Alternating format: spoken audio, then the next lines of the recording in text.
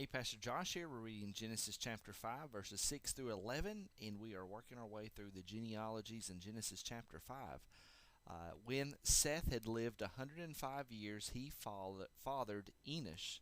Seth lived after he fathered Enosh 807 years and had other sons and daughters. Just phenomenal how long these folks have lived.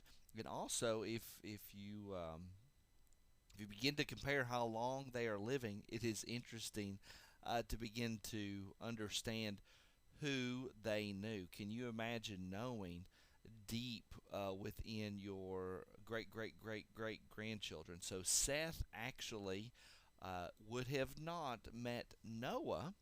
He would not have seen the birth of Noah, but he would have seen the birth of Noah's father, Lamech. And so that is how long they are living on the earth and knowing the generations that are they're coming after them. And we need to make sure too that we understand as parents in both as Christians that there are people coming behind us. There are people going to inherit the things that we have. There are people that are going to take over after us.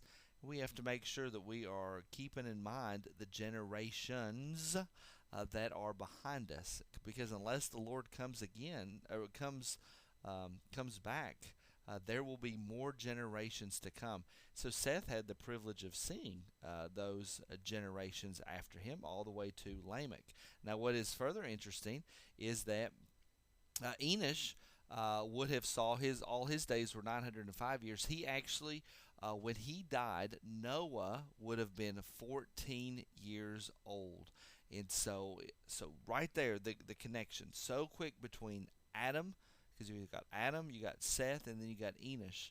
So within just the grandchild of Adam was able to meet or could have meet Noah. We don't know if he did or not. Noah would have been 14, which would have been rather young, but there is a very possibility that Enosh maybe met him, especially with the proclamation that Lamech makes about Noah when Noah is born. And so they had other sons and daughters. That's important to remember, is that at this point, all the genetics are going to be within all of these human beings. There's not going to be any sort of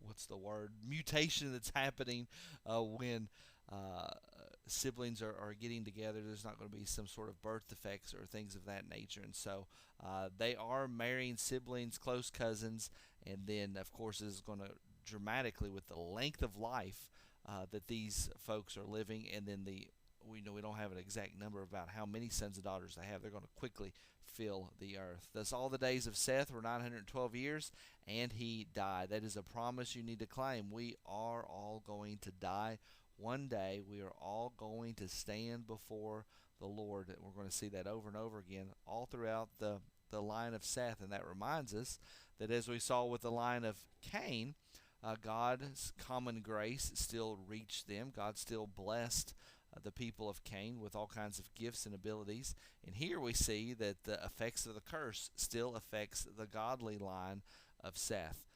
They are still dying. It is still an effect of the fall. And Enosh had lived 90 years. He fathered Kenan, would be a form of Cain. Enosh lived after he fathered Kenan 815 years and had other sons and daughters. Thus all the days of Enosh were 905 years, and he died. And like I mentioned, when Enosh died, Noah would have been 15 years old. I pray that has been a blessing to you. I'll see you in the next video.